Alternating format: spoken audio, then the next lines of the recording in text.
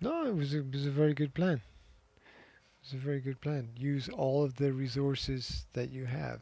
Use all of the resources that you can.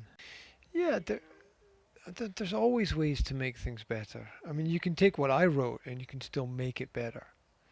I mean, one of the things that I did was I left a few things in it which I would not write, and that's because it's not about me, it's about you. So it has your style or elements of your style in it. So I left that there.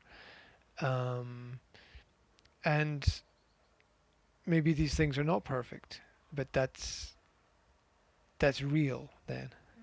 Yeah. You know, if you send the letter that's absolutely perfect, well, that's absolutely perfect. That's nice. But sometimes perfect things have no personality. So you want it you want it sometimes not to be absolutely perfect. You want it to be memorable. And to be memorable, you have to uh, um, have things which are slightly different. You know, that which is perfect often doesn't get noticed because nobody sees it because it fits in with everything else perfectly.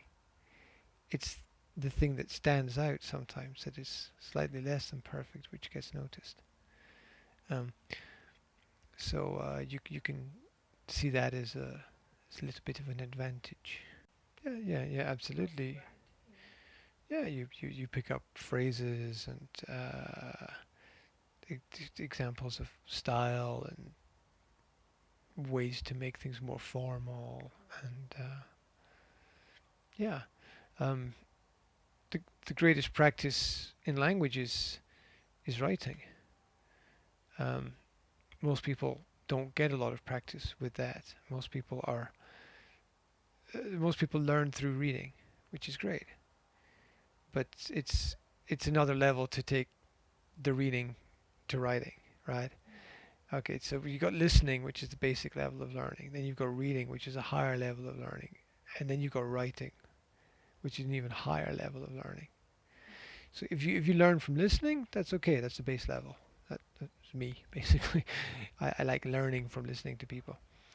Um, but learning from reading is another type of analytical skill, which is more complex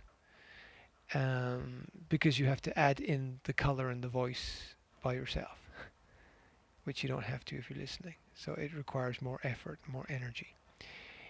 And then writing requires that you create a very specific desired effect in the reader. And this is complex because maybe you don't know who the reader is going to be.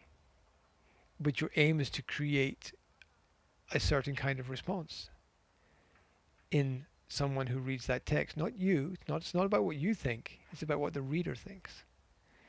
So that's an entirely different, highly complex skill. And so most people don't get to that level. Even in their own language, most people don't get to that level. I mean, how many Slovak people write in Slovak? Very few. Oh, they write their name, you know, they write the shopping list, but write. Write a connected, cognitive article. Very few are able to do that well, especially if it's a longer article. Um, and if we look at modern journalism, the quality varies very greatly, and very often it's not really that good, especially on the internet.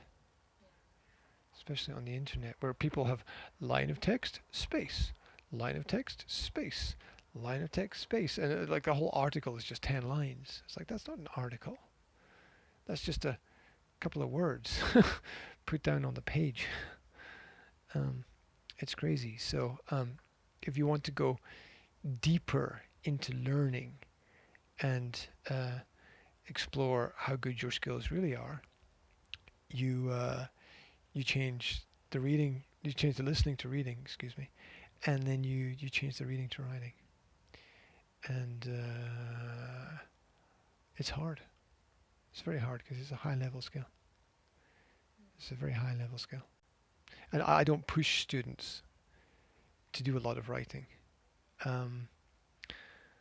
Unless they ask, and some do. Some students come to me and say, I want to do more writing. Give me tasks. Okay. And I give them tasks and they go away and they write pages and pages and come back to me with pages. And I go, oh my God.